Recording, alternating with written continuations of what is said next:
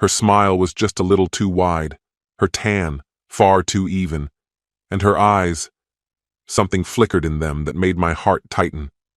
On the surface, it looked like a perfectly ordinary return from vacation. Hugs, kisses, kids holding welcome signs, a passionate evening filled with whispers. But behind that flawless facade, something didn't add up. A single, barely noticeable inconsistency, and suddenly you can't breathe, can't sleep, can't forget.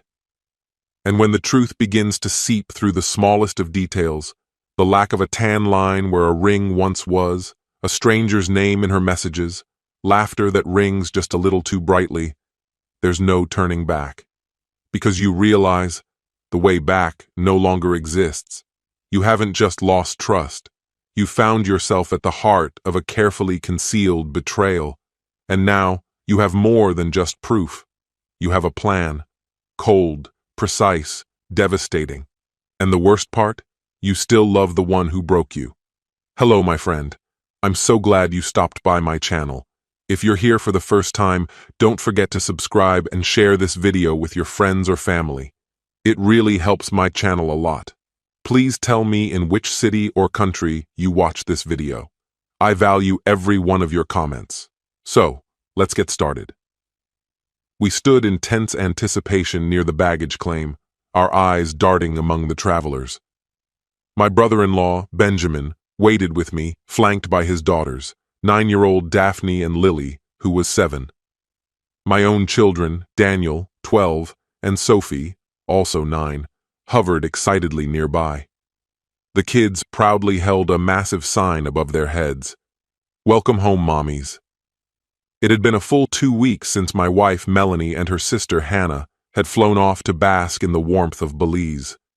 Escaping Minnesota's brutal January chill had almost become a family ritual, and this getaway offered the sisters a chance to soak up the sun and unwind. After a while, the first wave of arriving passengers began to file out. When the children finally glimpsed their mothers, they burst out in joyous shouts.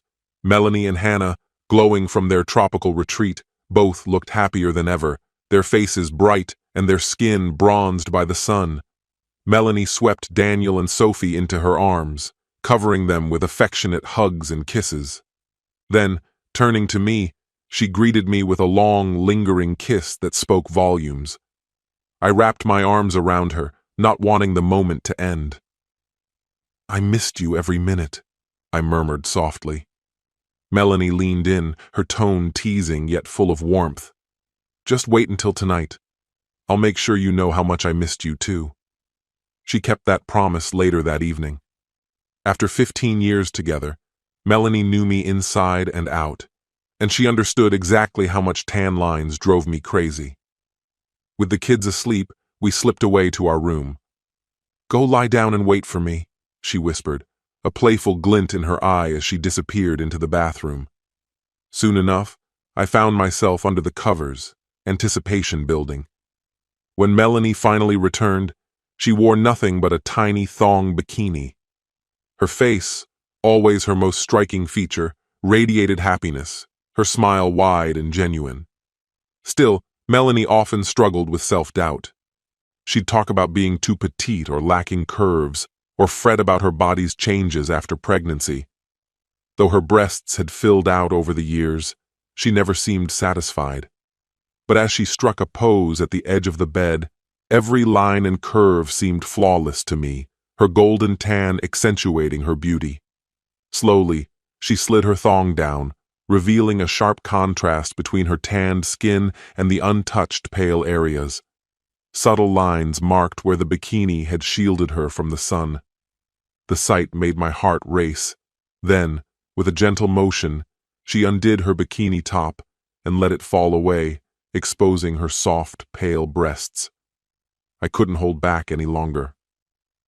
Sitting up, I reached for her, showering her with kisses as my hands explored her warm, sun-kissed skin. My touch sent shivers through her, and soon we lost ourselves in one another, my longing for her overwhelming. Several times I found myself nuzzling into her, breathing in the scent I'd missed so much.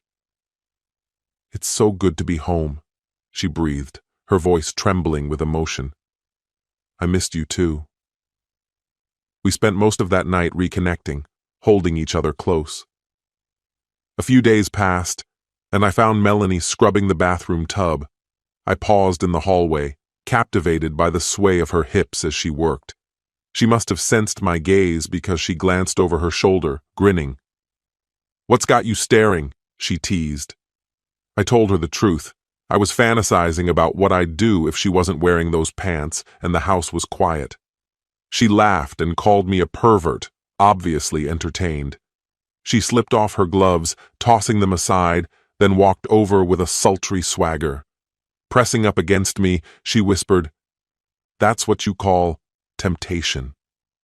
Usually I would have responded in kind, but an unexpected feeling of unease crept over me.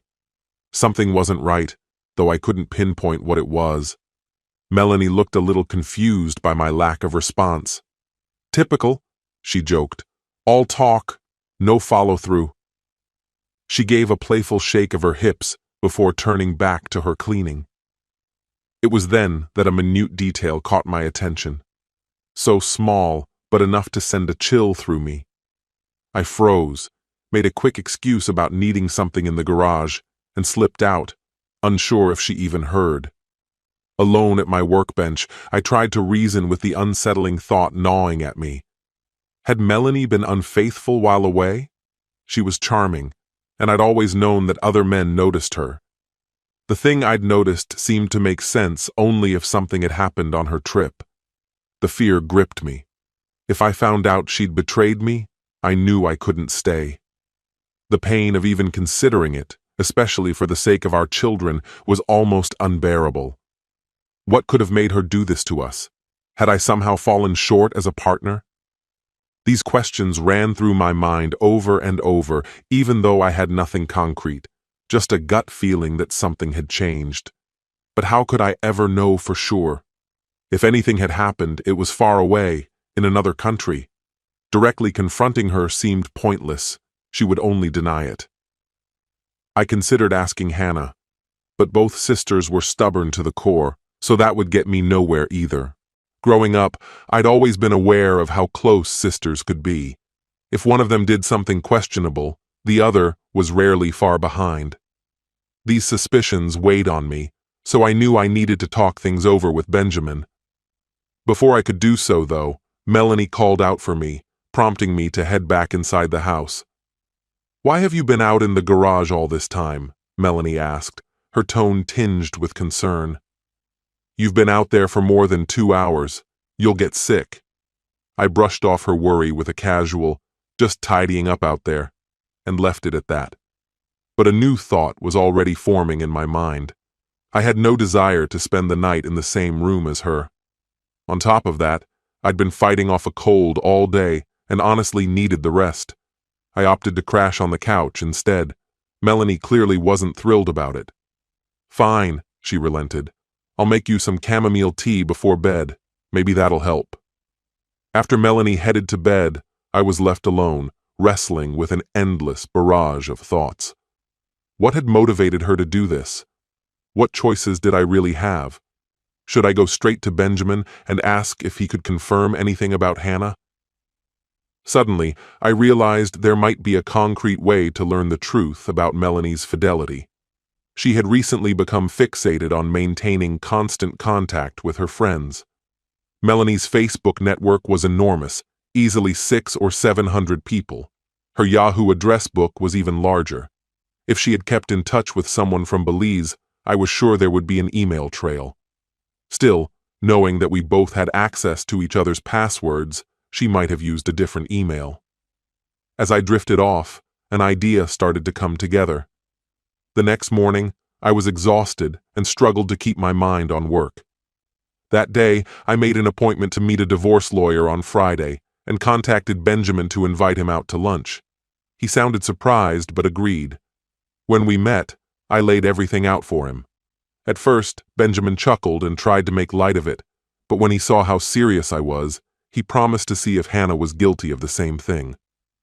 Claiming I was sick, I left work early and arrived home by mid-afternoon. Right away, I installed a keystroke logger on our computer. It took a week before anything surfaced. Melanie eventually logged into a separate email account using the username BeachDreams1975. Her password was a mashup of our children's names and their birth years, Shedav92.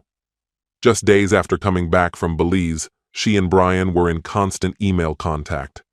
The exchanges between Melanie and Hannah left no doubt about what had happened. As it turned out, Hannah had also slept with a man named Samuel. I forwarded all of Melanie's messages to my own email address and erased any traces of the keystroke logger. Afterward, I sent Benjamin a collection of these emails. That's how the truth emerged. The affair had begun almost immediately during the trip to Belize, and both women had swapped partners more than once. They were already arranging another meetup in Chicago the following month. The cover story was shopping, while Benjamin and I, supposedly attending a Blackhawks game, provided the alibi. A quick look at both Melanie's and Hannah's Facebook profiles showed two recent friends, Brian Spencer and Samuel Rhodes, both married and living in Illinois. The proof was undeniable. I finally had all the leverage I needed. But what came next wouldn't be simple. Benjamin was still struggling to accept reality. He kept everything to himself, never confronting Hannah or admitting to himself that she might have cheated. I understood. Melanie's caring attitude toward me and the kids made it hard to believe she would ever risk our family. Her affection sometimes made me second-guess everything, which helped preserve a sense of normalcy between us, even in our most intimate moments. One afternoon, I called Benjamin at his office. "Hey, Benjamin, it's James. Can you check your personal email from work?" "Yeah, sure," he replied. "I just sent you something important. Go through all of it and then call me back." About 30 minutes later, Benjamin called again, his voice shaking with anger. "I'm finished. I can't take this. I would have done anything for her. I loved her," he vented. "Take a minute, Benjamin," I said softly. "We need to think things through. I could really use your help right now. Let's keep this between us for the moment." "I don't know if I can manage that. I just feel like exploding," he confessed. "We'll figure this out, I promise. For now, just call home and leave a message saying you're working late." That evening, we met at a bar in the historic part of town to make a plan. Our first strategy session began. "What are our options for making them really pay for this?" I asked. Short of anything violent, obviously. Benjamin sat there in silence, anger etched across his face. "I want to embarrass them in front of everyone they care about," he finally said. "You know their dad, Thomas. He absolutely dotes on his daughters." Benjamin agreed. This was the route we'd take. Everyone's aware of this, obviously. Yet there's one thing he loathes even more than the IRS, and you know exactly what it is. Benjamin's mouth twisted into a sly smirk. "Unfaithful wives," he stated. Throughout Thomas's marriage, his ex-wife, the mother of Melanie and Hannah, had been secretly seeing other men, something Thomas only uncovered once their relationship was over.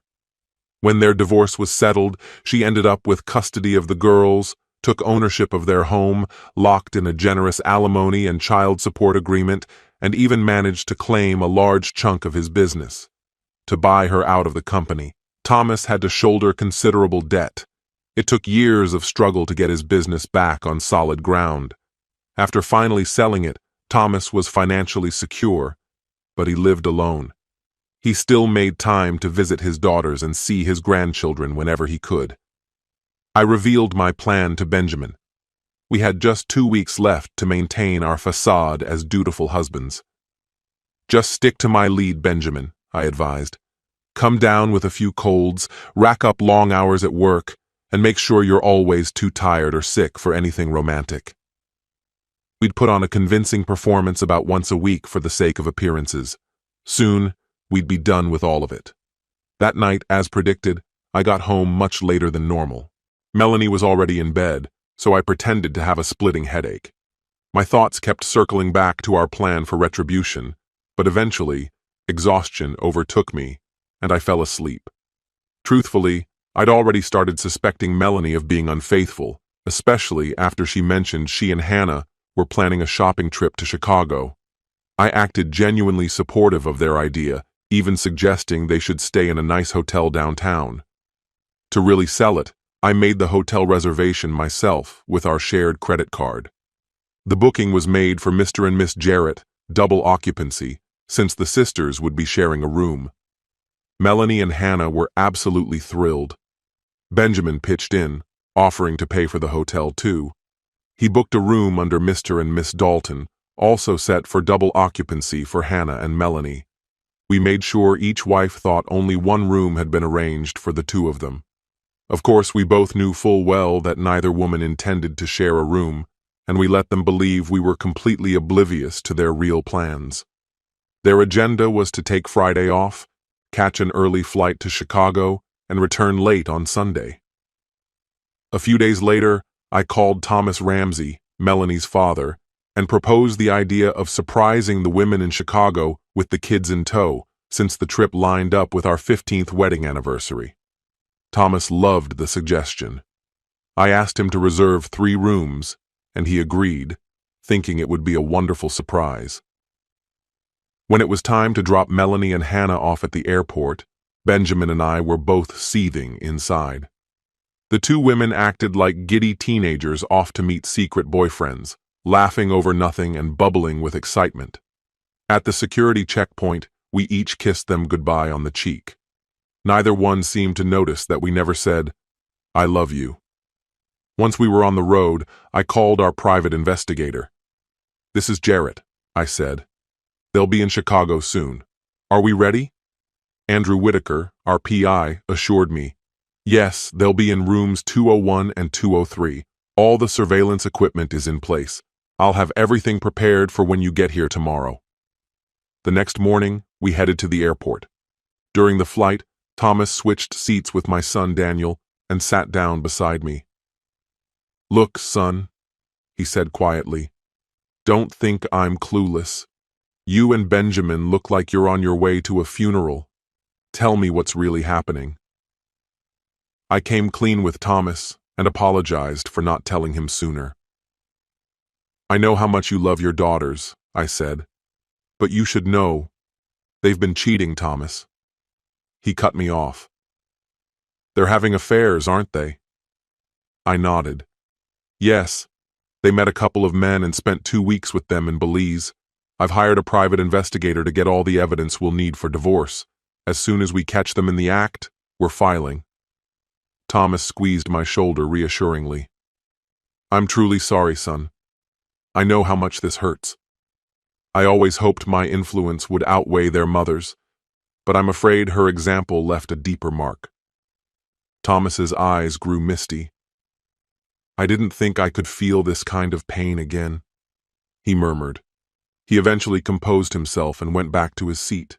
When we landed in Chicago, Andrew Whitaker met us at the airport and handed envelopes to both Benjamin and me. Inside were incriminating photographs and a DVD with footage from the previous night. Andrew said a process server would be in touch soon, and his team was keeping watch on both rooms. His assistant would let us know when it was the right moment to confront them. The spouses of Spencer and Rhodes would be getting similar evidence packets by noon. Benjamin and I asked Thomas and Andrew to look after the kids for a while. We needed to see firsthand what our wives had been up to. My stomach twisted as I flipped through explicit photos of Melanie, including one of her with 2 men. The worst part, it was obvious they hadn't bothered with any protection. Benjamin and I immediately realized we'd need to get tested for STDs when we got back to Minneapolis. Andrew called his assistant to check on the hotel situation. The women and their companions had gone out for lunch, so for the time being, the coast was clear. Thomas went ahead and purchased 3 separate items. At the same time, Benjamin and I made our way to the reception desk to ask for additional key cards for rooms 201 and 203, which were both registered under our names. After confirming who we were, the receptionist provided us with the spare keys. We casually mentioned that our kids had arranged a surprise and asked the receptionist not to mention anything to our wives. Together, we all took the elevator up to the 3rd floor, where our rooms were located. Roughly an hour later, Andrew Whitaker called my phone. He let me know that everyone had returned from lunch and settled back into their rooms.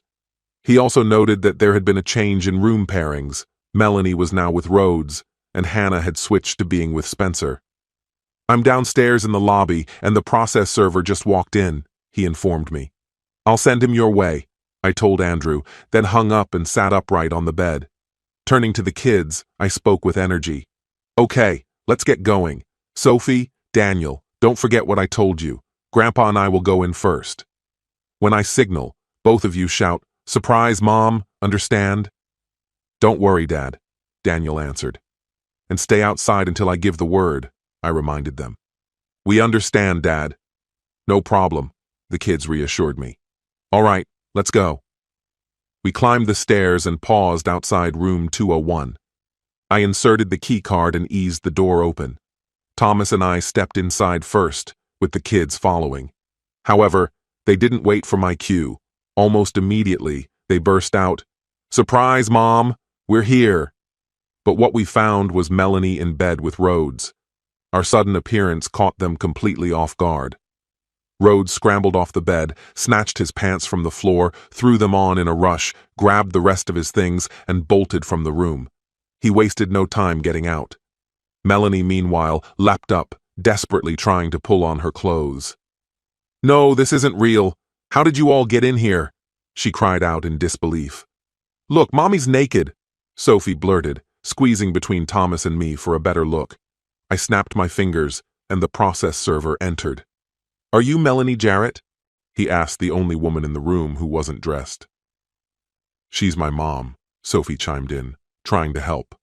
The process server handed Melanie a sealed envelope. "You've been served," he declared, snapping a quick photo of her clutching the envelope while she tried to cover herself. Just as quickly, he was gone. "Kids, let's give your mother a moment to get dressed," I said. We left Melanie sobbing on the floor, clearly aware of what the envelope contained. In the corridor, we met up with Benjamin and his kids. "Your turn, Benjamin," I said quietly. Things hadn't gone any better in Hannah's room. Spencer had reacted violently. When Spencer was caught, he lashed out, even hitting Thomas across the face. That was all the provocation Benjamin needed to jump in and punch Spencer. Meanwhile, Hannah surprisingly came to her father's defense, scratching Spencer on the face, one small but important show of support for him. I entered just then, dragged Spencer into the bathroom and tossed his clothes in after him. "Get dressed and leave," I said coldly. Thomas, Benjamin, and the kids exited the room. Hannah, apparently unfazed, followed them into the hallway, wrapped in nothing but a blanket. Benjamin gave her a stern glare. "Go put your clothes on," he told her. Looking chastised, Hannah turned and did as she was told. The process server, who had stepped out during the scuffle, now reappeared near the door. "James Jarrett?" he called. "That's me," I replied. He handed me an envelope. "You've been served." We all regrouped upstairs. Our initial plan had been to stay overnight and talk things through with our wives, but after what had transpired, I couldn't stand the thought of spending another night with Melanie. I packed our things and let the kids know we were leaving. Thomas told us he would stay behind. He wanted to have a conversation with his daughters. Benjamin and his children left with us, heading back to Minneapolis. 4 months later, after Melanie had begged for forgiveness countless times, the court finalized our uncontested divorce. Thomas struggled to get Melanie to agree to sign the paperwork. I kept the house, since it was mine before I'd married Melanie. I was also awarded primary custody of our kids, but I didn't ask Melanie for any child support. Thomas made sure she was taken care of financially. We divided the remaining assets, and that Christmas, Thomas surprised me with a generous gift to help me start fresh, telling me it would come out of Melanie's future inheritance. Benjamin's divorce unfolded in much the same way, except his home had to be divided, since both spouses owned it equally. In a twist of fate, not long after the divorce, Benjamin and Hannah rekindled their relationship. I wouldn't be surprised if they end up back together for good. As for Melanie and me, Reconciliation is impossible. Even though I believe she is genuinely remorseful and may still love me, I can't bring myself to forgive her. Her act of betrayal obliterated any affection I once held for her. What lingered was little more than the remnants of her disloyalty, scattered like cinders along the beaches of Belize. After that, loving her again became impossible. For the sake of our children, we manage a polite coexistence, but that's as far as I'm willing to go. One afternoon, as she waited for the kids to finish getting ready for their outing with her, she abruptly turned to me. "James, I need to know. How did you ever uncover what really happened in Belize?" "My secret is an appreciation for tan lines," I replied. She looked genuinely confused. "But I always wore a bikini. We never went to any nude beaches or anything like that." I nudged her memory. "Think about it, Melanie. When you used to clean the bathroom, working with all those harsh chemicals, what would you do first?" She thought for a moment. "I'd gather the cleaning supplies, slip on rubber gloves, and roll up my sleeves." I shook my head softly. "There's something else you always did before any of that. You always took off your rings, both the wedding band and the engagement ring, before you started cleaning." I paused, letting the silence draw out the truth. "But after Belize, your finger was bare. There wasn't even a tan line to show where your rings used to be." This story has come to an end. What's your opinion? Share it in the comments, my friend. And if you like this story, check out other exciting videos on my channel. I'll say goodbye until the next video. See you.